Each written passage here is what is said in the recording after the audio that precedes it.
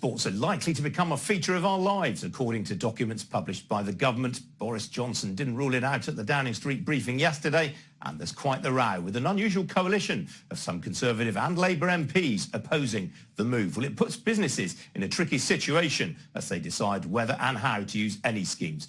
But it offers the chance in return to larger crowds at the likes of live sport, music, or big venues. Well, I can speak now to a man who knows a thing or two about live sport and is backing a move to COVID passports, Sir Kenny Dalglish. And I'm also joined by Lewis James Davis, who's the founder of VST Enterprises, a Manchester-based tech company that has developed a digital health passport. Gentlemen, welcome to you both. Lewis James, let me start with you. You've developed a new proprietary piece of kit called a V-code. Without getting too technical on me, what are the advantages of that over, say, a barcode or a QR code? So this V code here, which is the next generation of 2D barcodes, you can scan it at distance and you can't hack the code. Nobody can see what it says behind the code, so it stops hackers cloning codes or linking it to bad information. And you think this has got a wide range of sort of applications potentially. What do you think are the most attractive? So this code can be linked to tickets, it can be linked to payments, it can be linked to health statuses. So this V code can be the health passport and the event ticket at the same time. And it can be scanned at a safe distance at speed. So everybody would know the status of the person in front of them. Well, Sir Kenny, let me bring you in. Obviously, we've heard a lot of concerns from the pub industry this morning about COVID certification. I mean, do you think this could get around that for other walks of life like live sport? Well, I think that obviously when you talk to people about things, they have different opinions. But for me, the most important thing is the safety and the security of the people. For people to go in anywhere, any social event they have, whether it's football, whether it's the theatre, whether it's in the pubs or whatever, if it's possible to know that the people are coming in there have a clean bill of health, then I think it must be advantageous to everybody. And I think the great work that they've done so far with the vaccinations has been fantastic. And it would be a shame to be careless and throw all this away with a wee bit desire, because people have great desire to go and get back into what they call a normal way of life. But I think it's safer for me. If I get tested and I was negative and I knew I went in somewhere, I'd be happy with that, because at the end of the day, I don't want to be passing COVID on to people around about me. And you never know what fate's going to await them if you catch it. What do you think of these MPs then who are concerned about privacy issues, the government potentially snooping into people's lives with COVID passports? Well, as Lewis explained to you there, you can't get anything out of it. All you can get out is information you need to enter the premises.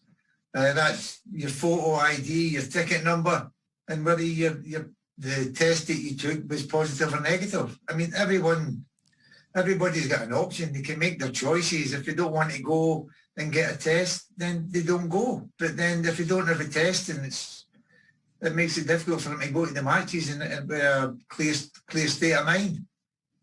Lewis, what about the comparative cost of what you're offering with what some of the other alternatives that are being talked about? Can you offer this fairly cheaply at a cost-effective price for example, bar and restaurant operators? So it's actually free for everybody to use. So you don't have to pay to use our service. You can get a free passport. You just have to assign your own test to it. Right. How do you make money out of it if it's free? We make money out of the clinics themselves. So we will be making money out of testing, but not the passport itself. Right. So, Kenny, what about the players themselves, professional sports people? What do you think it's been like playing behind closed doors all this time? Does that have an impact on performance, do you think?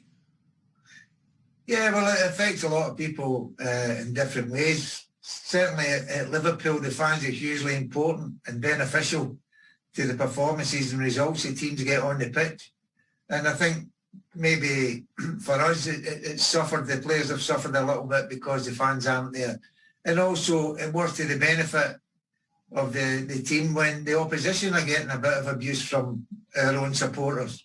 So I think it does help, but I think it was fantastic when it came back at first, because we'd gone short on it. We hadn't watched it for a long time. But the longer you watch it without any crowds in, the less appealing I think it becomes. And also for when they had the experiment with the 2,000 fans coming in, they didn't have to make a difference. It sounds strange, but 2,000 people in a 50,000 stadium, but they certainly made themselves heard. And I think it adds to the atmosphere. But the atmosphere and going to the football, it's not just about attending the match. It's the social side of it as well, all around about it. And it needs to be saved before we can get all the numbers back. We're going to be back to square one, I think. Absolutely, completely agree with you. Now, there's been a lot of commentary in the press over the weekend about the possibility of some Scotland fans being allowed into Wembley for the Euros this summer. You'd be right behind that, I presume? I'll be right behind Scotland. If the fans can get there, that would be brilliant. But as I said earlier, I think safety and security is the most important thing. And we don't want to spoil the work that's gone ahead. It's this stage after a year, we're getting a wee bit more positive news out of places. But Scotland, England is always a huge attraction. And it seems to be more attractive for the Scottish supporters when they go to Wembley. So yeah, I remember you putting one through Ray Clemence's legs way back when. What about Liverpool tonight? They're playing Real Madrid in the Champions League quarter-final. Are you fairly optimistic? I'm always optimistic. As I say, they had a great performance and result on Saturday against Wolverhampton in the 3-0 victory. So for me, I'm looking forward to the game in Real Madrid. Obviously, they're not the force that they have been over the years. So it's still a difficult game for us, but it's one that we don't need to win. But if we're still in the game coming to Anfield, it could be important. In a word, do you think Liverpool are going to make it to the semis? Well, hopefully.